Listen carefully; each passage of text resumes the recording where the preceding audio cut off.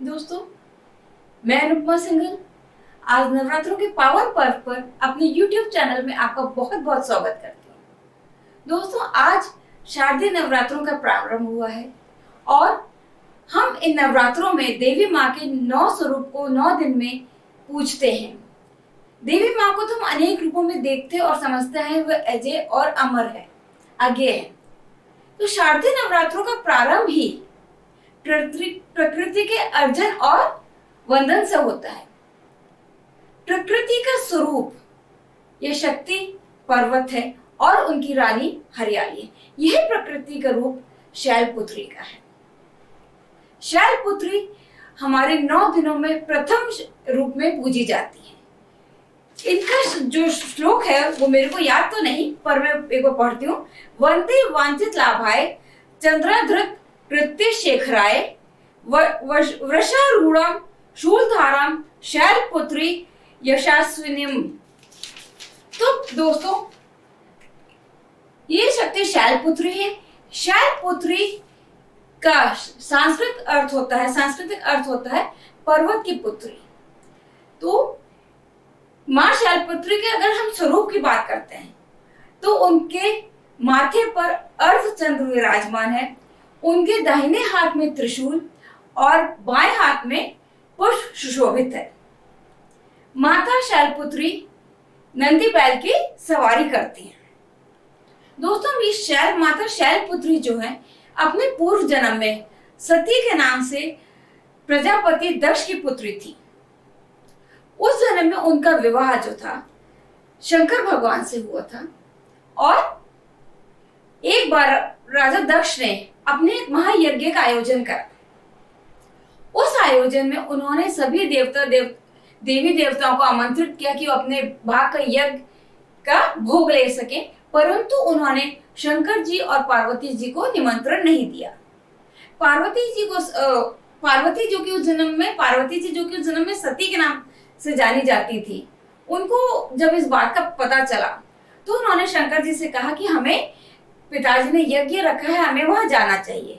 तो शंकर जी बोले नहीं, वो हमसे शायद किसी बात से रुष्ट हैं, इसीलिए उन्होंने हमको आमंत्रित नहीं किया है, ऐसे में हमें वहां नहीं जाना चाहिए।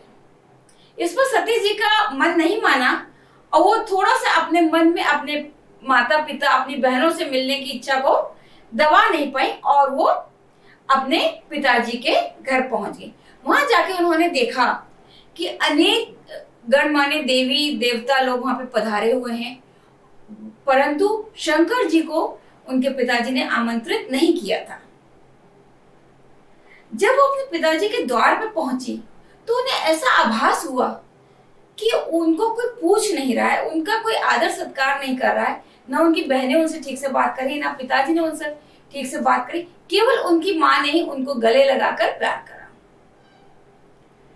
थोड़ी देर रुकने के पश्चात उनको यह आभास हुआ कि शंकर जी के प्रति वहां कोई बहुत अच्छे भाव नहीं है।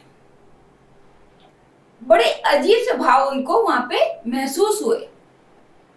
उन्होंने ये महसूस करा कि उनके पति को अपमानित किया जा रहा है।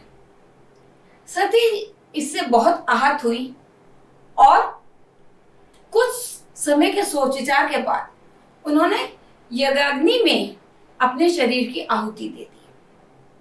यानी उस यज्ञाग्नि में वो जलकर भस्म हो गई। जब शंकर जी को इस बात का भान पड़ा तो उन्होंने अपने गणों को भेजकर वो सारा यज्ञ तहस नहस करवा दिया और सती जी का जो जलता हुआ शरीर वो लेकर चले गए। रास्ते में जहां जहां सती जी के जलते हुए अंग गिरते गए, वहां वहां अनेकों शक्तिपीठ स्थापित होते चले गए। उस यज्ञाग्नि में आहुति देकर अगले जन्म में सती पर्वतराज शैल की पुत्री के रूप में उन्होंने जन्म लिया। हिमालय की पुत्री थी वो, इसीलिए उनका नाम शैलपुत्री पड़ा। इस युग में भी, इस जन्म में भी उनका विवाह शंकर जी से हुआ। वो ये विवाह बहुत घोर तपस्या के बाद हुआ था। उन्होंने काफी घोर तपस्या करी थी, जिससे कि उनका शरीर इतना कमजोर हो गया जैसे कि एक सूखा पत्ता। इसीलिए ना उनका नाम एक नाम अपर्णा भी कहलाता है। हेमवती और भी इनका ही एक नाम है। दोस्तों, पार्वती जी ने बहुत कठिन तपस्या के बाद शंकर जी को प्राप्त किया था और हम इसी रूप में शैलपुत्री जी के रूप में इनका आह्वान करते हैं आज पहले नवरात्र के दिन और इनकी पूजा अर्चना करते हैं। तो शैलपुत्री ही का दूसरा नाम हेमवती और पार्वती भी था। तो दोस्तों, इस अथक और कठिन तपस्या के बाद उन्होंने शंकर जी को प्राप्त करा और आज प्रथम नवरात्र पर शैलपुत्री जी का नमन करते हुए उनकी पूजा का संदेश जो हमें मिलता है वो है पर्यावरण का संरक्षण। पर्यावरण और प्रकृति का संरक्षण ही उनकी पूजा का संदेश है हमारे लिए।